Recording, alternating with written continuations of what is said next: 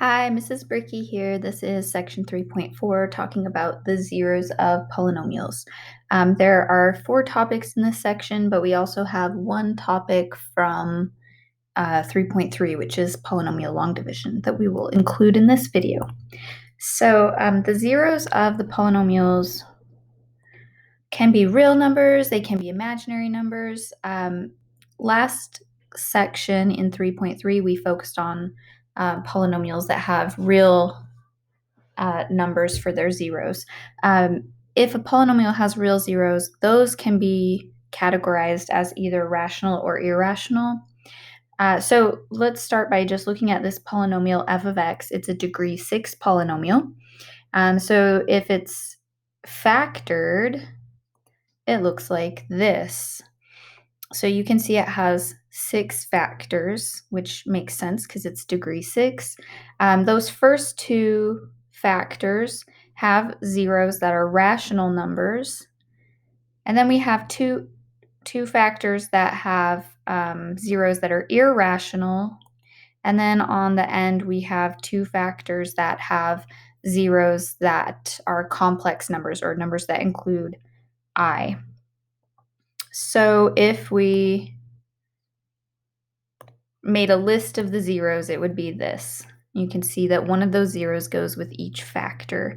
So last section, we focused on rational zeros, and today we are going to be more focused on the ones that have imaginary numbers. But our first topic today is going to be about specifically about rational zeros. So there's a theorem called the rational zero theorem, and rational zero theorem states that if we have a polynomial with integer coefficients, and if p over q is a rational zero of f, then p must be a factor of the constant term a naught, and q is a factor or must be a factor of the leading coefficient.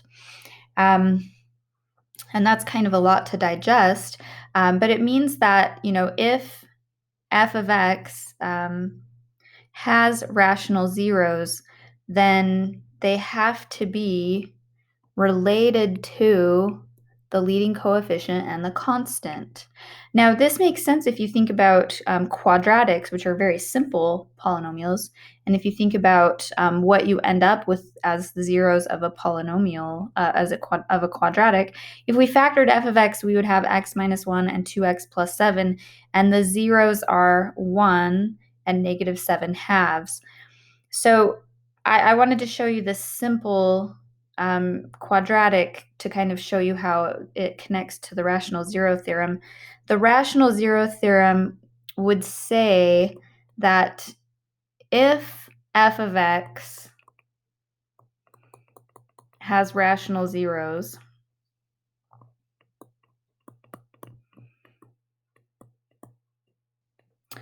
that zero has to be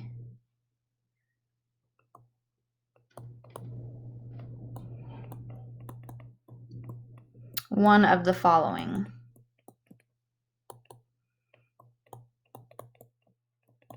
It has to be a factor of the constant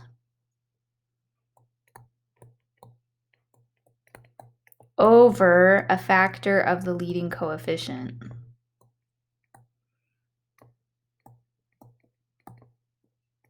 Has to be. So if you think about factors of 7, they are 7 and 1. And if you think about factors of 2, those are 2 and 1. So the only possible rational zero that the polynomial could have is 7 over 1, 7 over 2, 1 over 1, 1 over 2. So it has to be either 1 or 7 on top. It has to be either 1 or 2 on the bottom. And those could be positive or negative. So we include a little plus or minus symbol there. Now, in these fractions, they're not all proper. So we would just list this one as 7. This one would just be listed as 1. So Whoops, sorry, 1/2.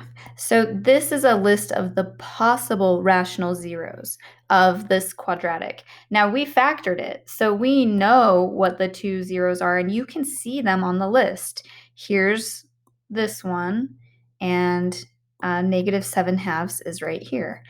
So we, because we could factor that one, we could find the exact zeros. Rational zero theorem helps us make a list of what the zeros could be, and it's more useful for polynomials that are more complicated than a quadratic, because with a quadratic we obviously could just factor it. But some higher degree polynomials aren't easy to factor, and so sometimes it's useful to sort of know what rational zeros they could have. All right, so here is our example that we're going to look at. We're going to look at two different polynomials. The first one is g of x. So g of x has a leading coefficient of 25, and it has a constant term of 1. Sometimes people are like, I can't remember if the constant goes on top or the leading coefficient goes on top.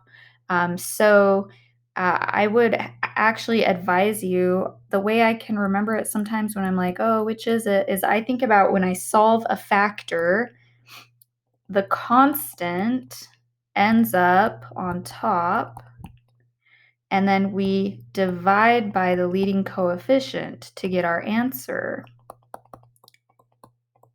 So that's how this works as well. That constant is going to be on top, so 1, and the leading coefficient is going to be in the denominator. So we have to think of all of the factors of 1.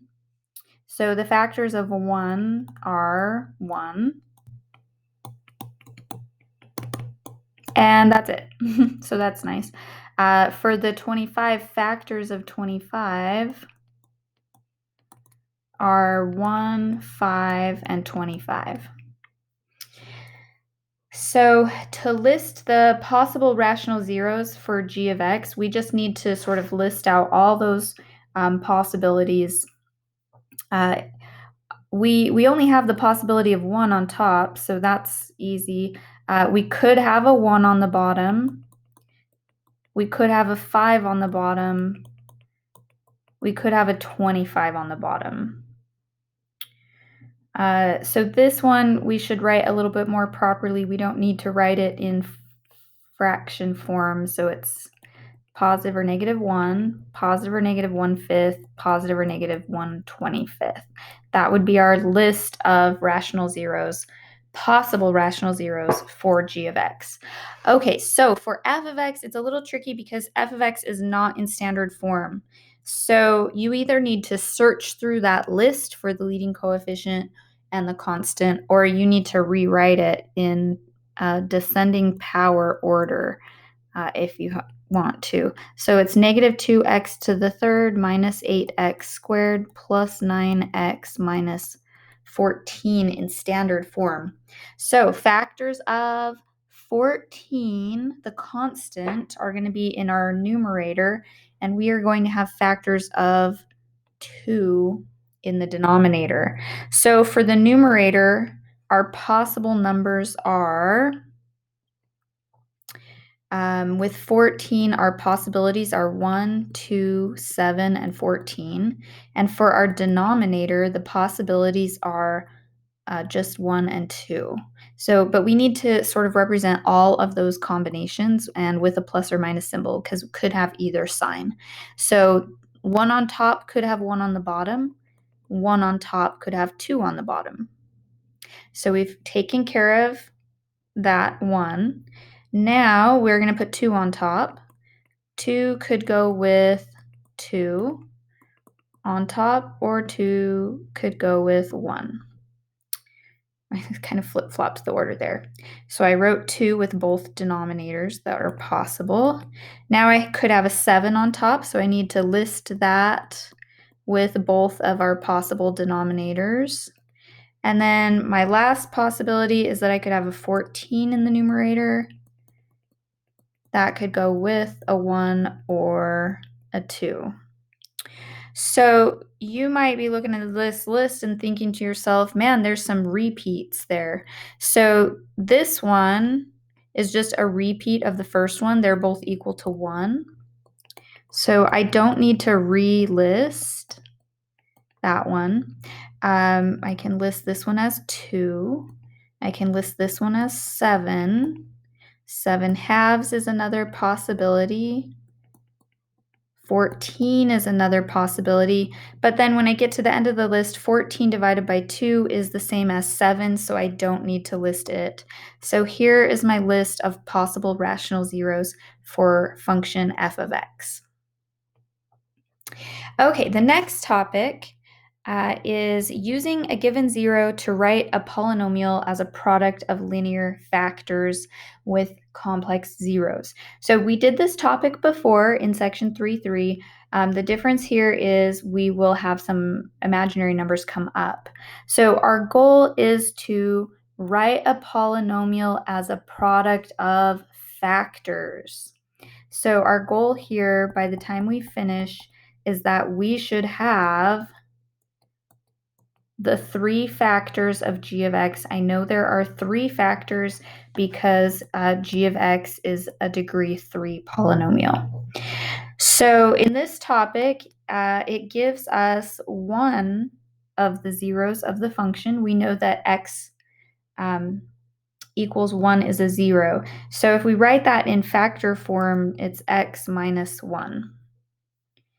And I like to kind of write it down at the very beginning so that I don't forget it. So when you're writing your final factorization, don't forget that given 0.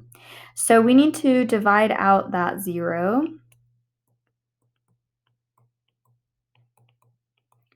So we add up the columns and multiply by the 0. And we should be expecting to get a 0 remainder here because 1 is a 0 of the function.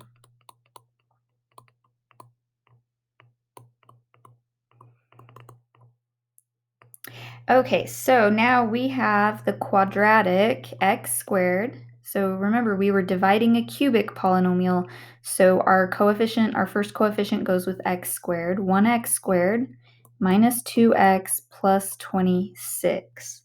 Now, if this was factorable, we could factor it and write down our 2 factors and be finished. But unfortunately, this is not factorable. And so that means we need to rely on the quadratic formula to find the zeros. So quadratic formula is opposite of b plus or minus the square root of b squared minus 4 times a times c all over 2a. So this is 2 plus or minus, and this is the square root of negative 100. So if you try to type that into your calculator will, of course, give you a domain error there. Because this is the square root of a negative number, we would like to go ahead and go into the complex number system here. So we would say that that square root is equal to 10i. So this is 2 plus or minus 10i divided by 2. Both of those are divisible by 2, so we can go ahead and simplify this as 1 plus or minus 5i. Now those are zeros of the function of the polynomial. So we need to convert those zeros into factors. So I'm also going to list them separately. Remember, the plus or minus symbol is just shorthand. So when we had a 0 of 1, it became the factor x minus 1. The 0, 1 plus 5i becomes x minus 1 plus 5i. Now, personally, I like to distribute that negative, so I would write that as x minus 1 minus 5i. And then our last factor, when we distribute that negative, is x minus 1 plus 5i. And you'll notice on these types of factors that the real part has the same sign in both of them. They both are an x minus 1, and it's just the imaginary part that has that sign change between the two factors. Okay, so that is our final answer for function g of x. X minus 1 times x minus 1 minus 5 times x minus 1 plus 5. I would like to try that again because it's possible you'll have a degree 4 polynomial come up, so I want to show you how to deal with that. Okay, so this tells us that -1 is a zero of multiplicity 2. And our job again is to write our function as a product of linear factors. So our first one that is given to us is -1. So that is going to be the factor. Sorry, my computer had a little freak out for a second. That is going to be the factor x plus 1, and it says it has a multiplicity of 2, so remember we can use a power to represent that factor is occurring twice. So our job is going to be to find the other two factors of this polynomial. So we're going to divide by -1.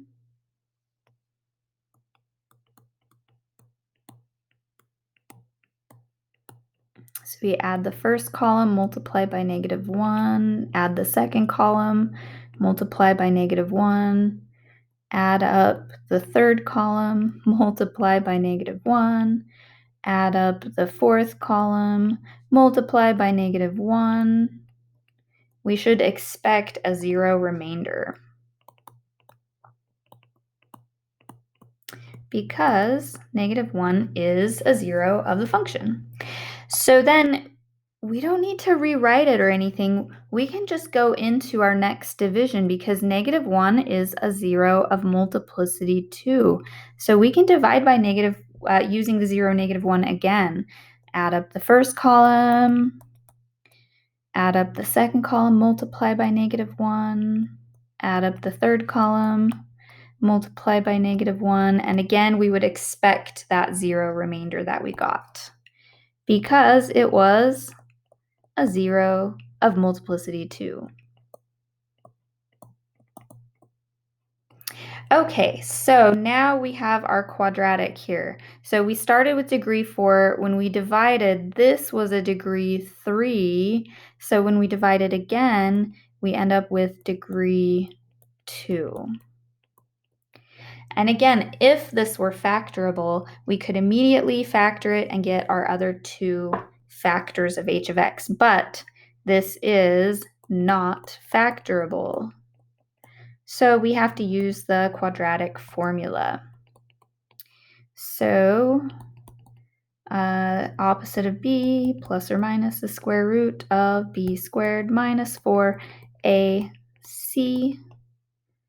all over 2a. Okay, so this root, let me throw that in my calculator.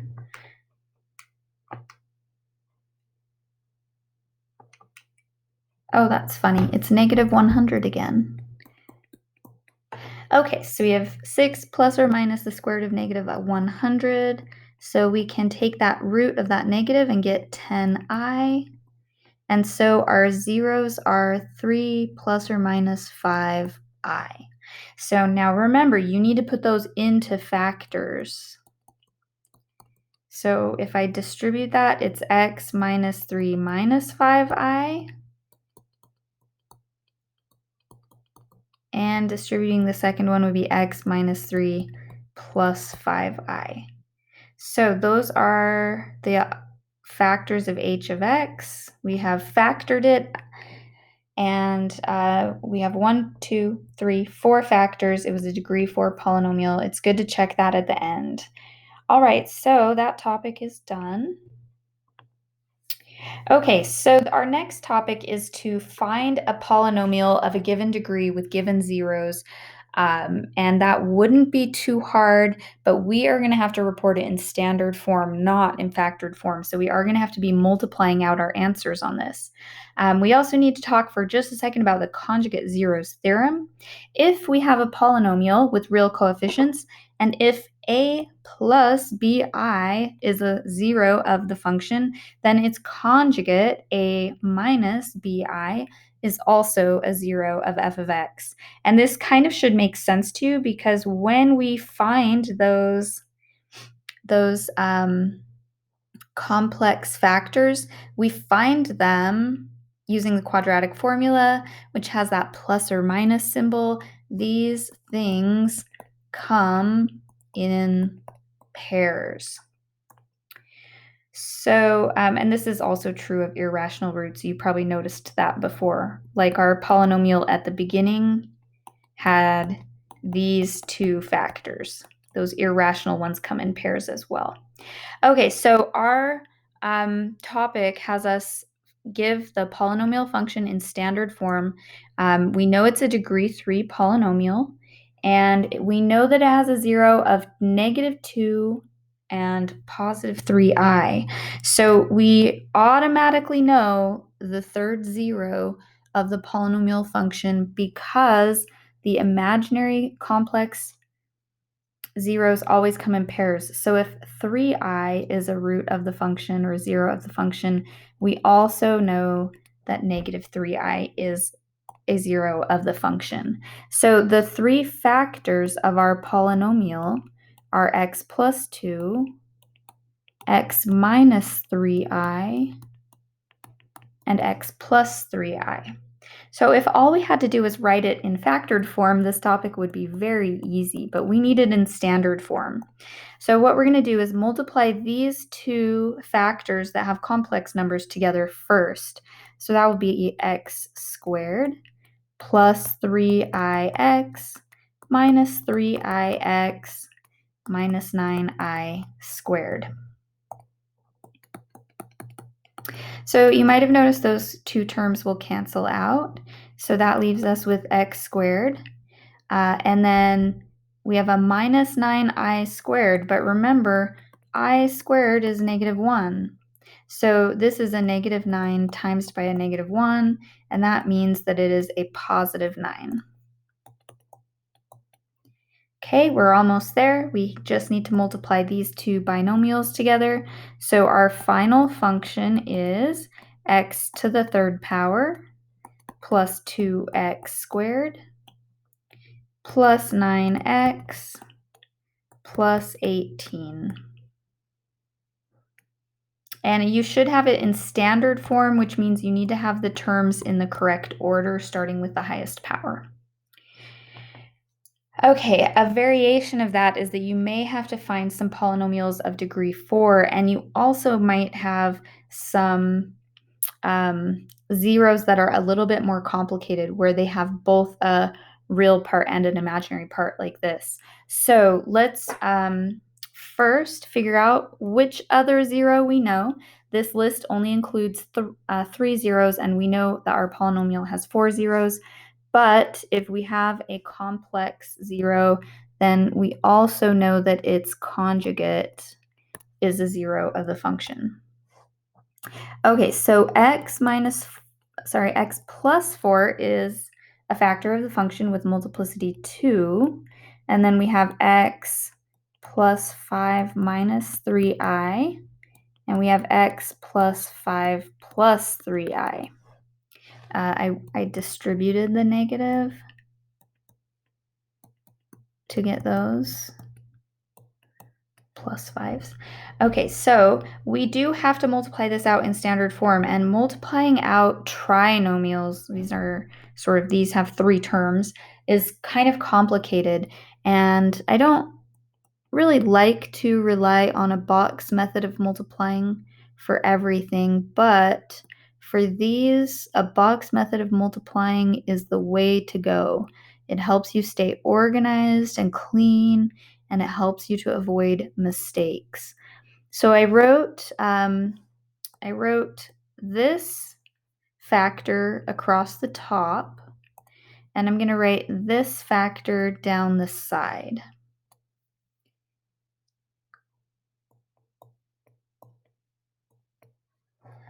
Okay, you can include the signs with it. I mean, for sure if they're negatives, but I'm going to put those there. Okay, and then for each box, you're just multiplying its two sides together. So it's called an area model because we're thinking of length times width of each box. So this one will be x squared, this one will be 5x, and this one is 3ix. This one is 5x.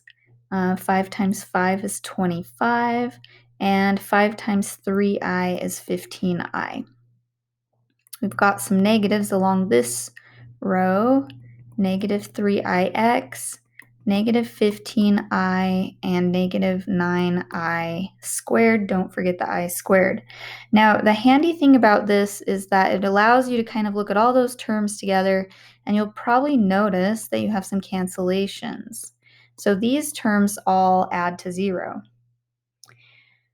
So now we can write out our product here. You can combine these 5x's together to a 10x. And then remember, I squared is negative 1. So this is negative 9 times negative 1, and that's a positive 9. And so we can also combine together the 25 and the positive 9. So we still have the x plus 4, of course, and now over here we have an x squared from that first box. We have 10x, and our constant is 25 plus 9, which is 34. Okay, well, we've still got to get this polynomial in standard form. Let's go ahead and square out x plus 4. Now remember that you do not want to lose your middle term. You can't distribute squaring. Squaring means times that x plus 4 by itself. So this is x squared plus 8x plus 16. Don't lose your middle term.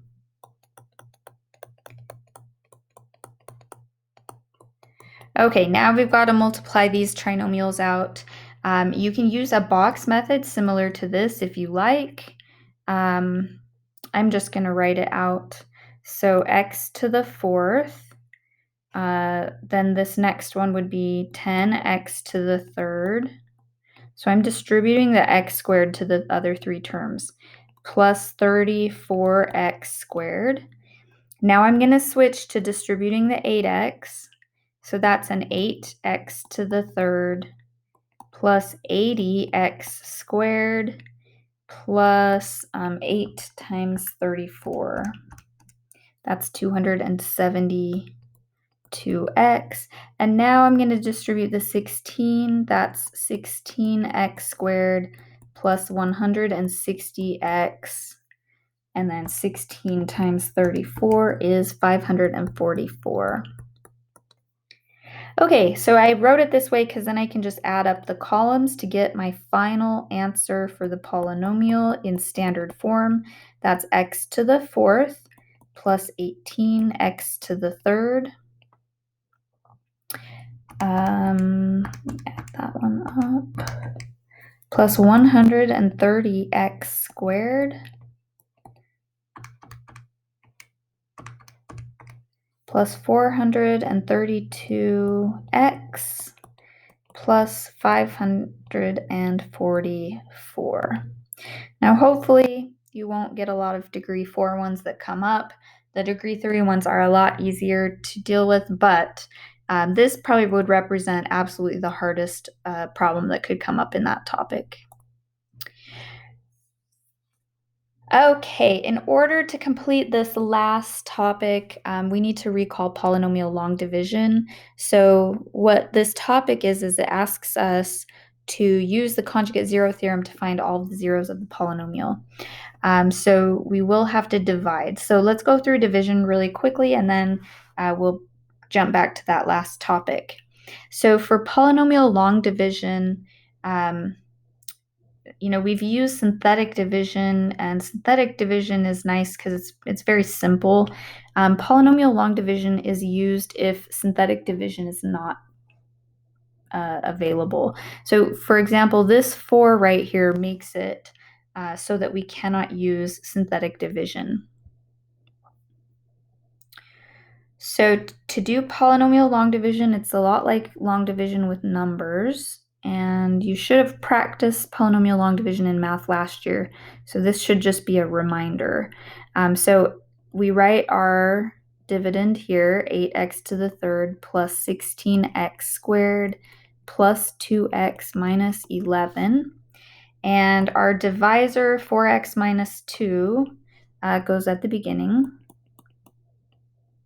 And to do polynomial long division, we think about how many times, or what we want to times by with this leading term 4x, so that we get exactly 8x to the third.